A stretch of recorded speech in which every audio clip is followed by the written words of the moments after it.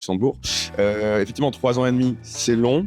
D'autant plus que moi, j'ai vraiment cette image très, très biaisée. Hein. C'est vraiment, ouais, donc t'es un peu dans une tour à la Défense où on est en costard. En plus, on parle de thé de conseil, donc il y a un de plus austère. C'était comment? On arrive dans l'amphithéâtre le premier jour et on a droit au discours de bienvenue du CEO.